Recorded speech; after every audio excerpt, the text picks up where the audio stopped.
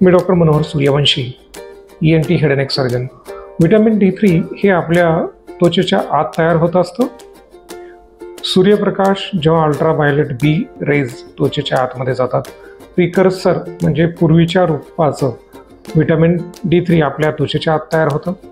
नंतर ते लिव्हर आणि किडनीकडे ट्रान्सपोर्ट केलं जातं आणि एक फायनल फॉर्म ज्याला कॅल्सिट्रायॉल म्हणतात ते तयार होऊन आपल्या शरीरामध्ये विविध प्रकारचं फंक्शन, जे की फार फार महत्त्वाचं आहे.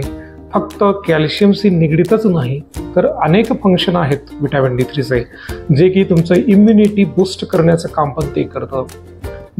परत तुमच्या हाडांची हेल्थ ते तर आहेच, कॅन्सर प्रिव्हेंट करण्यासाठी सुद्धा महत्त्वाचं काम असतं. तुमचे हृदयाचे आजार असतील, डायबिटीज मेलेटस असेल, हायपरटेन्शन असेल, सायकॅट्रिक आजार असतील, मूड डिसऑर्डर्स असतील, अँझायटी डिसऑर्डर्स असतील, ब्रेन रिलेटेड कॉग्निशन फंक्शन असेल म्हणजे मेमरी प्रॉब्लेम आहे, स्नायूचं फंक्शन असेल, स्नायू कमजोर असतील, असे अनेक व्यवस्थित कार्य हे विटॅमिन D3 करत असतं.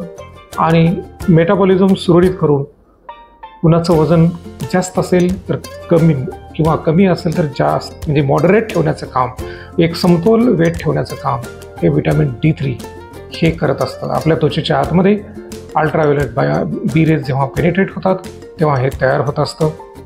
विटॅमिन D3 ला अजून एका मिनरलची गरज आहे, ते म्हणजे मॅग्नेशियम. जेव्हा मॅग्नेशियम शरीरामध्ये त्यावेळेस चांगल्या लेवलला आहे आणि विटॅमिन D3 पण आहे, तर हे शरीरामध्ये जी एक्सेसिव्ह कॅल्शियम जे जमा झालेलं आहे रक्तवाहिनीच्या आतमध्ये, ते कॅल्शियमसुद्धा काढण्याचं काम, कॅल्शियमचं जे थर जमा होतो ते प्रिव्हेंट करतं हे मॅग्नेशियम. त्यामुळे आपल्याला मॅग्नेशियमची पण गरज आहे. बरेच सोर्सेस आहेत, ते तुम्ही गुगलवर पण फाउंड करू शकता की मॅग्नेशियम कुठे मिळतं. All fruits, leafy green vegetables, pumpkin seeds, असे अनेक वेगवेगळे सोर्सेस आहेत. विटॅमिन D3ला अजून एका विटॅमिनची, दॅट इज विटॅमिन K2, हे पण जेव्हा व्यवस्थित रूपामध्ये असतं तेव्हा सुद्धा हार्ट आणि रक्तवाहिन्यांच्या कार्यासाठी फार फार महत्त्वाचं काम करत असतं. त्यामुळे होणारे जे काही अनएक्सपेक्टेड डेथ, कार्डियक अरेस्ट वगैरे हे प्रिव्हेंट होत असतात.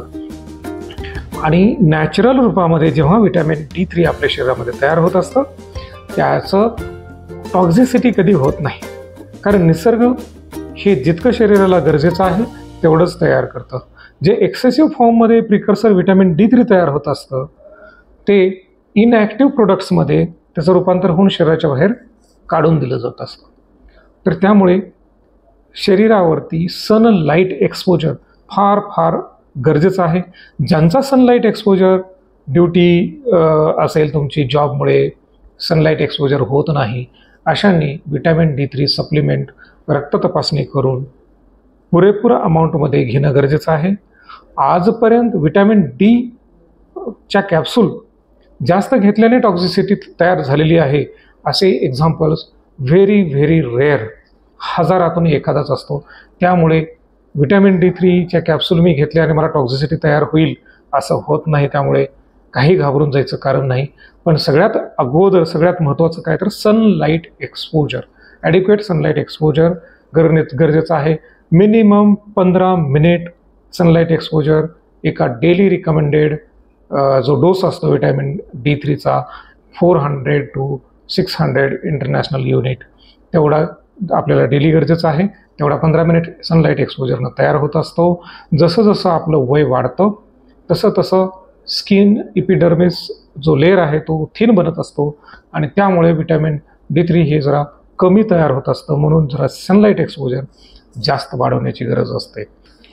त्वचेवर इन्फ्रारेड लाईट जेव्हा पडते त्यामुळे मायटोकॉन्ड्रिया नावाच्या ज्या ऑर्गनल आहे सेलमध्ये त्याचं कार्य वाढतं, ते एनर्जी जनरेट करतं आणि त्यामुळे त्वचेच्या संबंधित जे काही आजार असतील, सोरियोसिस असेल, अनेक त्वचेचे जे काही आजार आहेत जे दुरुस्त होत नाहीत आणि ते आजार किंवा सर्जिकल वुंड असेल ते सुद्धा हळूहळू हिलिंग फास्ट व्हायला लागते. त्यामुळे इन्फ्रारेड लाईट जे की सूर्योदयानंतर 1 तास आणि सूर्यास्तापूर्वी 1 तास हे तुमच्या डोळ्यावरती शरीरावरती जेव्हा त्वचेवरती पडतं त्यावेळेस हे आजार दुरुस्त होतात. इवन आपल्या नजरेसाठी सुद्धा इन्फ्रारेड लाईट एक्सपोजर फार फार महत्त्वाचं आहे. त्याला म्हणतात फोटो बायो मोड्युलेशन.